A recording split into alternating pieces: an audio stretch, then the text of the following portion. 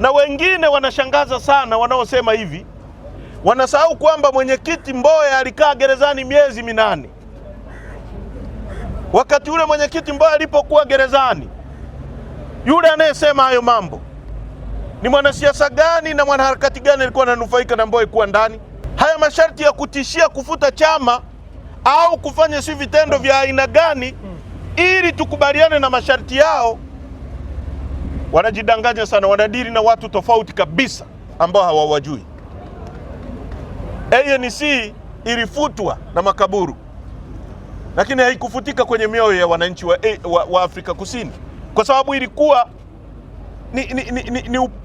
ni hewa, ni oksijeni yao, ni oksijeni ya mabadiliko. Chadema ni oksijeni ya mabadiliko kwenye nchi hii, ni oksijeni ya uchumi.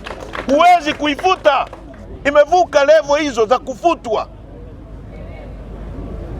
Leo ninavyozungumza na nyie, nimeona wanachama wetu kule Migori wamejenga ofisi, leo wanaezeka. Yaani chama kimefungiwa, wanachama wanajicoordinate, wanajenga ofisi na wanaezeka katika mazingira magumu haya, wanafanya shughuli za chama.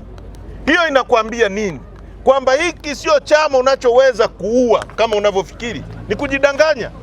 Tuliposema hatuendi kwenye uchaguzi bila mabadiliko, uchaguzi umefanyika? Kuna uchaguzi uliofanyika? Kuna kura zilizopigwa? Hata hao wanachama wao wanaosema wanachama walienda kupiga kura? Maana yake ili hata watu wa CCM wajitokeze kupiga kura, lazima Chadema iwepo. Ndio maana nasema Chadema ni oksijeni kwa kila mtu kwenye nchi hii. Kimevuka kuwa chama kikuu cha upinzani, ni chama kikuu cha siasa Tanzania. Si kama mnalielewa hili.